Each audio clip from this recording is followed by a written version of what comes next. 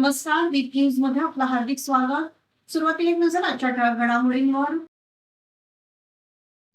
राज्यात पुढील 5 दिवस पावसाचा जोर कायम. रत्नागिरीसह कोकणात येलो अलर्ट. नागरिकांनी सतर्क राहण्याचं आवाहन. रत्नागिरीत भक्तिभावात वटपौर्णिमा उत्साहात. सुवासिनींकडून पतीच्या दीर्घायुष्यासाठी वडपूजन.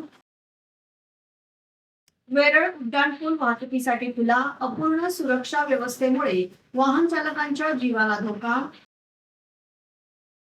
1 जून ते 15 ऑगस्ट पर्यंत मासेमारी बंदी. नामदार नितेश राणेंची विधानसभेत महत्वाची घोषणा. मच्छीमारांच्या सुरक्षेची आणि मत्स्य संपदा संवर्धनासाठी घेतला मोठा निर्णय.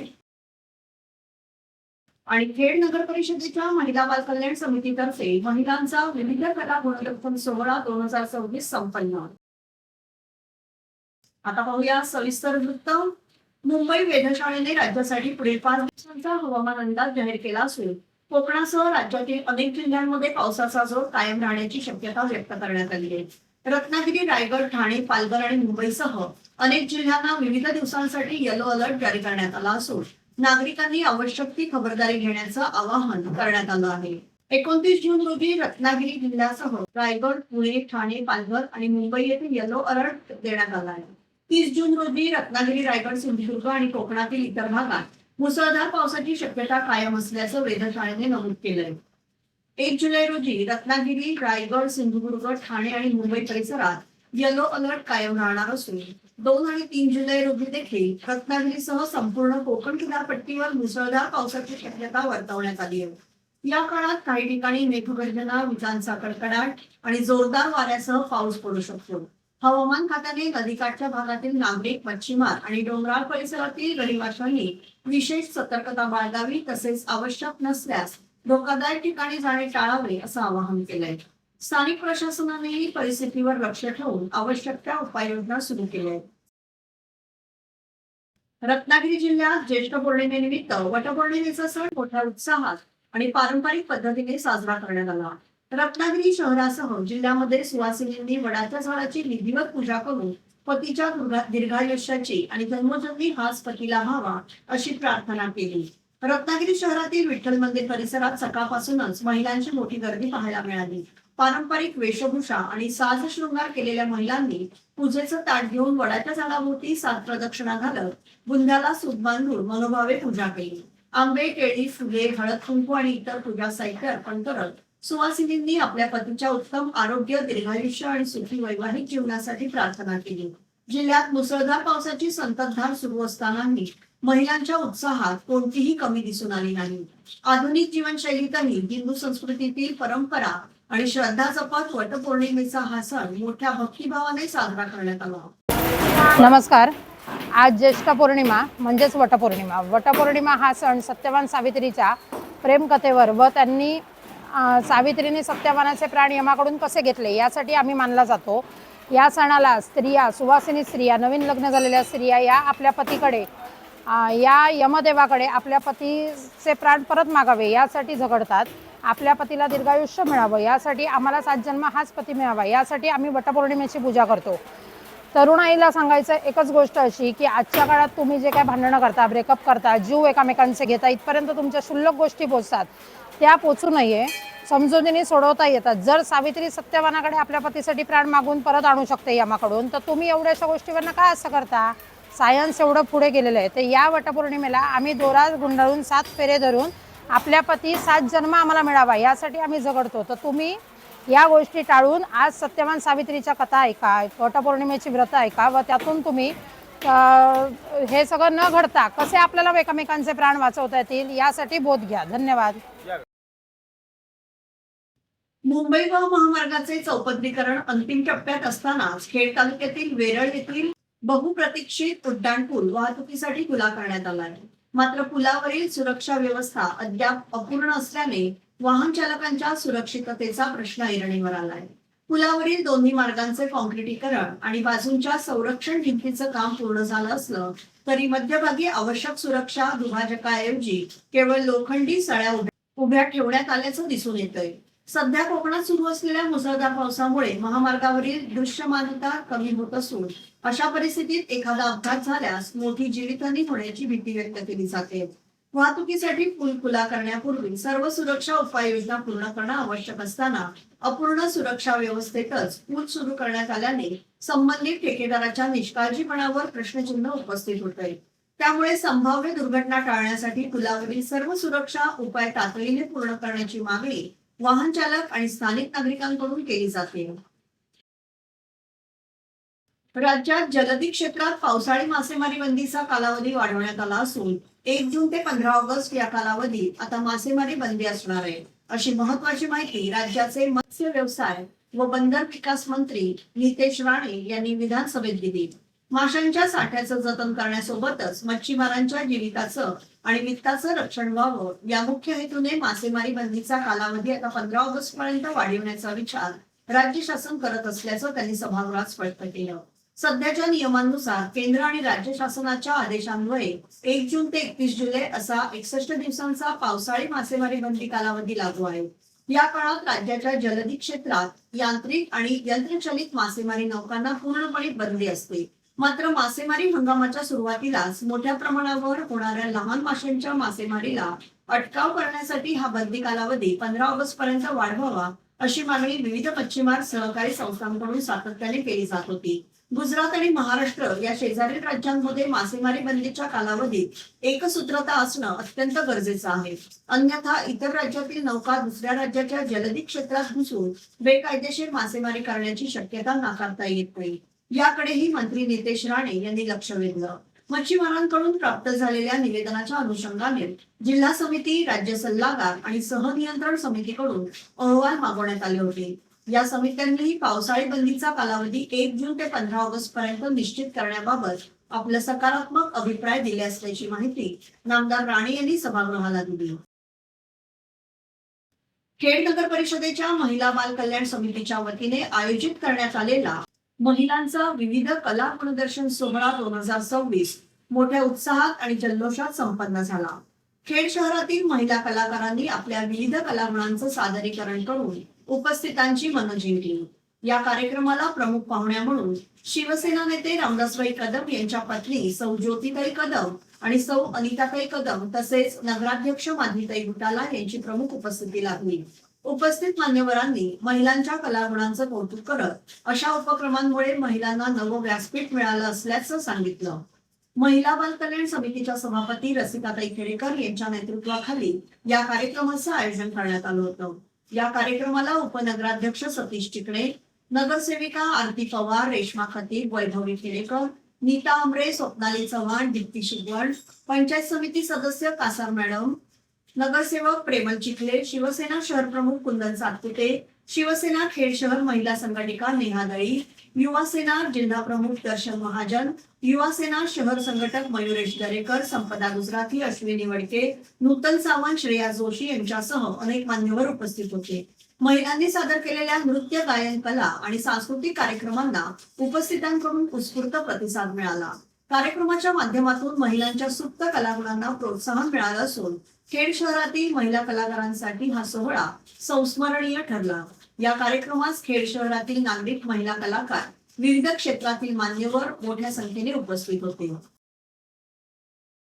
गुजरातमधील अहमदाबाद येथे झालेल्या पहिल्या जागतिक योगासन अजिंक्यपद स्पर्धेत विश्व विजेतेपद पटकावणारी चिपळूणची योगासनपटू तन्वी भूषण रेड्डीज हिची विशेष मुलाखत आकाशवाणी रत्नागिरी केंद्राच्या इंद्रधनुष्य या कार्यक्रमात बुधवार दिनांक 1 जुलै रोजी सकाळी 9:30 वाजता प्रसारित होणार आहे.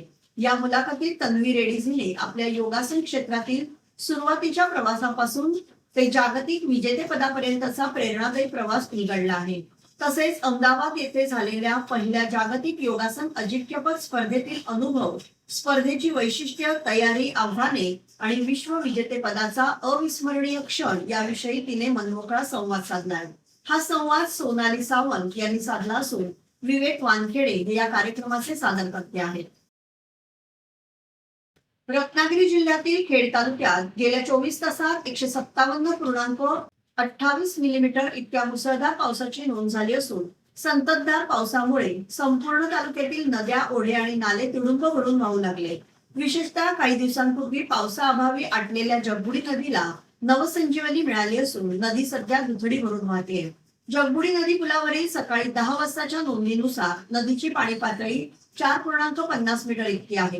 इशारा पातळी 5 मीटर तर धोक्याची पातळी 7 मीटर असल्याने सध्या नदी इशारा पातळीपेक्षा खाली असली तरी सतत सुरू असलेल्या पावसामुळे प्रशासन परिस्थितीवर बारकाईने लक्ष ठेवून आहे. या दमदार पावसामुळे खरीप हंगामातील शेतीला मोठा दिलासा मिळाला आहे. भात लागवडीसाठी आवश्यक पाण्याची उपलब्धता झाल्याने शेतकऱ्यांमध्ये समाधानाचं वातावरण आहे. अनेक ठिकाणी शेतीच्या कामांना वेग आला असून पावसामुळे पिकांसाठी पोषक वातावरण निर्माण झाले आहे. दरम्यान पावसाचा जोर कायम असल्याने नदीकाठच्या तसेच सखल भागातील नागरिकांनी सतर्क राहावं, अनावश्यकपणे नदीपात्राजवळ जाऊ नये आणि प्रशासनाच्या सूचनांचं पालन करावं असं आवाहन प्रशासनाकडून करण्यात आलं. राज्यातील टीईटी परीक्षा पेपरफुटी प्रकरणावर काँग्रेसने आक्रमक भूमिका घेतली आहे. विद्यार्थ्यांच्या भविष्याची खेळ करणाऱ्यांविरोधात कठोर कारवाई करण्याची मागणी करत काँग्रेसच्या शिष्टमंडळाने चिपळूण येथील प्रांत अधिकाऱ्यांना निवेदन सादर केलं. या प्रकरणातील सर्व दोषींना तातडीने अटक करून पेपर माफियांचे संपूर्ण जाळे उद्ध्वस्त करावे तसेच भविष्यात अशा घटना टाळण्यासाठी पारदर्शक आणि कडक परीक्षा व्यवस्था उभारावी अशी मागणी करण्यात आली. काँग्रेसच्या जिल्हाध्यक्षा सोनल लक्ष्मी घाट यांनी विद्यार्थ्यांच्या आयुष्याशी आणि मेहनतीशी खेळ करणाऱ्यांना कोणतीही दया दाखवू नये अशी भूमिका मांडली. लाखो विद्यार्थ्यांचं भविष्य धोक्यात घालणाऱ्या पेपरफुटीच्या घटनांमुळे शिक्षण व्यवस्थेवरील विश्वास डळमळीत होत असल्याचं त्यांनी नमूद केलं. त्यामुळे सरकारनं या प्रकरणाची सखोल चौकशी करून दोषींवर कठोर कायदेशीर कारवाई करावी अशी मागणी त्यांनी यावेळी व्यक्त केली. आज आम्ही टीईटीच्या एक्झाम निमित्त निवेदन दिलेलं आहे, कारण का 15 दिवस देखील नाही उलटले नीटच्या पेपर फुटीला आणि टीईटीचा देखील पेपर फुटला आणि त्यामुळे आज आम्ही चिपळूण प्रांतांकडे निवेदन दिलेलं आहे. कारण का हा टीईटीचा प्रश्न असो, नीटचा प्रश्न असो, हा लाखो विद्यार्थ्यांचा व त्यांच्या पालकांचा देखील प्रश्न आहे आणि त्यामुळे हे लोकांचे प्रश्न म्हणून आज आम्ही चिपळूण प्रांतांकडे निवेदन दिलेलं आहे व त्याच्यावर सखोल चौकशी व्हावी अशी आम्ही अपेक्षा बाळगतो. उत्तर रत्नागिरी जिल्हा काँग्रेस कमिटीच्या वतीने आज आम्ही हे निवेदन प्रांतांना दिलेलं आहे. रत्नागिरी जिल्ह्यात सुरू असलेल्या मुसळधार पावसामुळे जनजीवन विस्कळीत झालंय. राष्ट्रीय महामार्गाच्या कामातील त्रुटींमुळे संगमेश्वर एसटी स्थानक परिसरात गंभीर परिस्थिती निर्माण झाली आहे. ठेकेदाराच्या नियोजन शून्य कामामुळे स्थानक परिसरात चिखल मिश्रित पाण्याचं मोठे पाट वाहत असून संपूर्ण आगार चिखलाच्या वेढ्यात सापडलाय. एसटी स्थानकात येणाऱ्या जाणाऱ्या प्रवाशांना हातातील सामान सांभाळत चिखलातून मार्ग काढावा लागत असून ज्येष्ठ नागरिक, महिला आणि विद्यार्थ्यांना विशेषतः मोठा त्रास सहन करावा लागतोय. पावसाचे पाणी आणि चिखलामुळे परिसरात घसरून अपघात होण्याची शक्यता निर्माण झाली आहे. महामार्गाच्या कामांतर्गत एसटी स्थानकासमोर उभारण्यात आलेल्या सोनवी पुलालगत रस्ता तयार करताना योग्य पाणी निचऱ्याची व्यवस्था न केल्याने ही समस्या निर्माण झाल्याचा आरोप स्थानिकांकडून करण्यात येतोय. या संपूर्ण प्रकारामुळे प्रवासी, स्थानिक नागरिक आणि व्यापाऱ्यांमध्ये तीव्र नाराजीचं वातावरण असून संबंधित ठेकेदाराने केवळ काम पूर्ण करण्यावर भर देत दर्जेदार आणि नियोजनबद्ध कामाकडे दुर्लक्ष केल्याचा आरोप नागरिकांनी केलाय. पावसाळ्यात नागरिकांना होणारा त्रास लक्षात घेऊन संबंधित यंत्रणांनी तातडीने पाणी निचऱ्याची व्यवस्था करावी, अशी दोषी ठेकेदारावर कारवाई करावी अशी मागणी नागरिकांकडून करण्यात येते. रत्नागिरी जिल्ह्यात कालपासून पावसाने पुन्हा एकदा हजेरी लावली असून जिल्ह्यातील नद्या, नाले तुडुंब भरून वाहू लागले. अनेक धबधबे नव्या जोमाने प्रवाहित झाले आहेत. दापोली तालुक्यातील बोरिवली गावच्या पायथ्याशी असलेला प्रसिद्ध कोंडी धबधबा देखील आता धोधो कोसळू लागलाय. कड्याकपारीतून फेसाळत कोसळणारा हा धबधबा आपल्या मनमोहक नैसर्गिक सौंदर्यामुळे निसर्गप्रेमी आणि पर्यटकांना आकर्षित करतोय.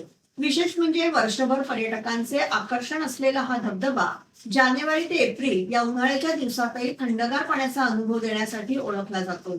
आता मुसळधार पावसामुळे धबधब्याचं रौद्र आणि मोहक रूप पुन्हा पाहायला मिळत असून येत्या काही दिवसात पर्यटकांची पावले कोंडी धबधब्याकडे वळण्याची शक्यता आहे.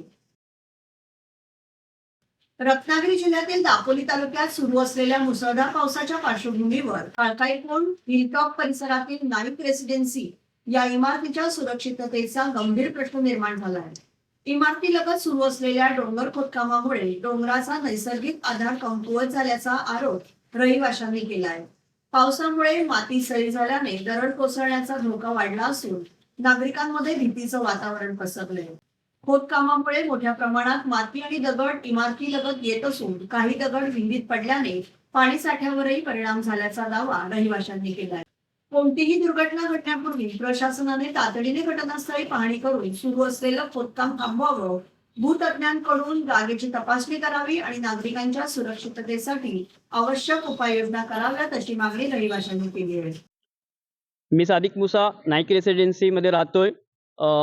या ठिकाणी आमच्या बिल्डिंगच्या शेजारी या ठिकाणी नवीनतम बांधकाम झालेलं आहे, खोदकाम झालेलं आहे आणि या खोदकामामुळे काय झालेलं आहे की त्या ठिकाणी असलेला जो नाळा आहे तो बुजला आणि डोंगरातून येणारं जे पाणी आहे ते पाणी या ठिकाणी रात्रीच्या पावसामुळे सगळं पाणी आणि माती दगड सगळे आले आणि या ठिकाणी असलेली जी विहीर होती त्याच्यातून आम्हाला पाण्याचा मोठा स्रोत होता, आम्हाला पाणी मिळत होतं, तर ती पूर्णपणे ढासळलेली आहे. आम्हाला आता पिण्याच्या पाण्याचा मोठा प्रॉब्लेम झालेला आहे, मोठा प्रश्न निर्माण झालेला आहे. तरी संबंधित अधिकाऱ्यांना मी अशी विनंती करतो की ताबडतोब या ठिकाणी या प्रश्नाकडे आमच्या लक्ष द्यावं आणि आमचा जो प्रश्न आहे तो सुधारण्याचा प्रयत्न ताबडतोब करण्यात यावा. हा नवीन खोदकाम केलेला आहे. 4 महिन्याआधी जेव्हा त्यांनी खोदकाम केली तेव्हाच आम्ही बोलले होते की इथे नाला जो आहे पाणी जाण्यासाठी तो तुम्ही बुजवू नका. त्याच्यामुळे आम्हाला आता धास्ती आहे. त्या पाणी जो जातोय त्याच्यामुळे ही विहीर आहे ती बुजली आहे. आता आमचे पाणी पिण्याचे वांदे झाले आहेत आणि पाणी सुद्धा पूर्ण आमच्या पार्किंगला आहे. तेव्हा संबंधित अधिकाऱ्यांनी आम्हाला ह्याची नोंद घ्यावी आणि आमच्या बिल्डिंगला बोला मोठा धोका आहे. आमच्या बिल्डिंगला पुढे मोठा धोका आहे. तेव्हा आम्हाला लवकरात लवकर इथे नाला परत बनवून द्या बोलायला लागेल. नाला परत बनवून द्यावा आम्हाला आणि आम्हाला हेल्प करावी. अस्सलाम वालेकुम. माझं नाव सामिया ऐनरकर आहे. मी हिलटॉप इथे राहते, कालकाई कोण ह्या परिसरात. माझ्या बिल्डिंगचं नाव नाईक रेसिडेन्सी असं आहे. ह्या बिल्डिंगला आता 5 वर्ष झाली आहेत. आम्ही इथे रहिवासी आहोत 5 वर्षापासून आणि ही माझ्या मागे जी विहीर आहे आमची, जी आम्हाला पाणी पुरवठा करतो, त्या विहिरीच्या मागे जो नाला होता पाणी येण्यासाठी पावसातला, तो ज्यांनी कुणी हे काम केलं नाही मागे, ते तिथे नाला होता तो त्यांनी बुजवून टाकले नाहीत. तेव्हा तो नाला बंद केली त्यांनी आणि आता जो पाणी होता तो एकच पावसामुळे आमच्या विहिरीत आला आणि विहीर आहे ती कोसळून गेली आहे. ते पाणी पूर्ण आमच्या पार्किंग मध्ये आलं आहे. आता ह्याची धास्ती आम्हाला आहे कारण आमची बिल्डिंगला त्याची धास्ती आहे. बिल्डिंगला काही होऊ शकते का, त्यासाठी इथे कुणीतरी लक्ष द्यावं, जे कोण अधिकारी आहेत त्यांनी, आणि आम्हाला सपोर्ट करावा ही आमची विनंती आहे त्यांच्याशी. ग्रामीण भागातील महिलांना रजोनिवृत्तीनंतर उद्भवणाऱ्या शारीरिक आणि मानसिक आरोग्य समस्यांवर तज्ञ उपचार आणि योग्य मार्गदर्शन मिळावं या उद्देशाने डेरवण येथील वालावरकर रुग्णालयाने विशेष आरोग्य सेवा सुरू केली आहे. प्रसिद्ध स्त्रीरोग तज्ञ डॉक्टर सोनाली दामले यांच्या माध्यमातून महिलांना रजोनिवृत्तीनंतर होणाऱ्या विविध आजारांवर समुपदेशन, तपासणी आणि उपचार उपलब्ध करून दिले जाणार आहेत. ग्रामीण भागातील महिलांमध्ये या विषयाविषयी जागरूकता निर्माण करून त्यांचं आरोग्य अधिक सक्षम करण्याचा या उपक्रमामागील उद्देश असून महिलांनी या सुविधेचा लाभ घ्यावा असं आवाहन रुग्णालयाच्या संचालिका डॉक्टर सुवर्णा पाटील यांनी केलंय. डॉक्टर सोनाली दामले या दर महिन्याच्या 3ऱ्या आठवड्यात रुग्णालयात उपलब्ध राहणार असून या उपक्रमामुळे कोकणातील ग्रामीण महिलांना मोठा दिलासा मिळणार आहे. नमस्कार, मी डॉक्टर सोनाली दामले. मी एक स्त्रीरोग तज्ज्ञ आहे आणि सध्या मी डॉक्टर BK वालावलकर रुग्णालयामध्ये स्त्रीरोग तज्ज्ञ विभागामध्ये उपलब्ध आहे. माझी सुपर स्पेशालिटी म्हणजे स्त्रियांना पाळीच्या वेळेला किंवा पाळी गेल्यानंतर जे त्रास होतात ह्याच्यामध्ये मी वैशिष्ट्यांनी हे स्पेशालिटी केलेली आहे. तर पाळी बंद होणे म्हणजे काय? पाळी बंद होणे म्हणजे जेव्हा आपल्याला पाळी 12 महिन्यासाठी येत नाही तेव्हा आम्ही म्हणतो पाळी बंद होती. पाळी बंद झाल्यावरचे जे त्रास असतात, जसं एकदम अंग गरम होणं किंवा रात्रीचं घाम येऊन जाग येणं किंवा झोप न लागणं किंवा कधी कधी आपल्याला आळस येतो किंवा काम करूच नव्हे किंवा काम थोडंसं जरी केलं तरी खूप दमायला होतं, हे सगळे जे त्रास असतात ते आम्ही म्हणतो की मेनोपॉज नंतरचे सिम्पटम्स असतात. तर हे सगळे त्रास फक्त पाळी संपल्यावरतीच होतात का? तर नाही. पाळी संपायच्या आधीचे 3 ते 6 वर्ष जे असतात त्या कालावधीमध्ये पण आपली पाळी लांबवणे किंवा पाळी कधी कधी महिन्यातनं 2दा येणे, अंगावरनं रक्त जास्त जाणे, हे सगळे पण त्रास बायकांना होत असतात. तर हे सगळे त्रास आपल्याला इकडे BKL वालावलकर मध्ये तपासणी करून त्याचे व्यवस्थित उपचार मिळू शकतात. पाळी गेल्यानंतर आपल्याला आपले जे भाडं असतात ती ठिसूळ होणे किंवा सारखं सारखं आपल्याला युरिनचे इन्फेक्शन होणे किंवा जसं मी सांगितलं तसं अगदी काम करू नव्हे सारखं होणे, लगेच दम लागणे, हे सगळे त्रास पण आपल्याला होतात किंवा आपल्याला हृदयाचे रोग पण होऊ शकतात. तर हे सगळे जे आपल्याला त्रास होतात हे पुढे आपल्याला होऊ नव्हे ह्याच्यासाठी म्हणून पाळी गेलेल्या वेळेलाच लगेच जर आपण उपचार केले आणि तर हे सगळे आपण नंतर प्रिव्हेंट करू शकतो. मग आता फक्त उपचार म्हणजे गोळ्या घेऊन हे सगळं प्रिव्हेंट होणार आहे का? तर नाही. आपण इकडे काय करतो तर आपण एक पूर्णपणे होलिस्टिक अप्रोच असा इकडे वापरतो. म्हणजे आपल्याला एक्सरसाइजचं महत्व, न्यूट्रिशनिस्ट म्हणजे जे आपल्याला आपल्या आहारांमधनं कसं आपल्याला पोषण मिळेल हे सांगतात आणि मग ह्याच्यावर त्या गोळ्या देऊन हे सगळे जे रोग आहेत ते आपण कमी करू शकतो. आता ह्या सगळ्यामुळे पुढे जाऊन आपल्याला काय फायदा होणार आहे? तर पुढे जाऊन आपल्याला जे फ्रॅक्चर्स वगैरे होतात हे बायकांमध्ये खूप जास्त प्रमाणात दिसतात, हे सगळे आपण थांबवू शकतो. मधुमेह किंवा हायपर टेन्शन, बीपीचा त्रास, हे सगळं पण पुढे जाऊन आपण थांबवू शकतो. पण ह्याच्यासाठी उपचार घेणं हे खूप महत्वाचं असतं. पुढे जाऊन आपल्याला आपली जी युरिन आहे ती रोखू न येणं किंवा सारखं हसलं किंवा खूप वजन उचललं तर युरिन पास होणं, हे सगळे त्रास किंवा पिशवी खाली सरकणं ह्याचा त्रास, हे सगळे पण त्रास बायकांना होत असतात. तर हे सगळे त्रास पण पुढे जाऊन आपल्याला होऊ नव्हे ह्याच्यासाठी आधी ट्रीटमेंट घेतलेली हे बरं असतं.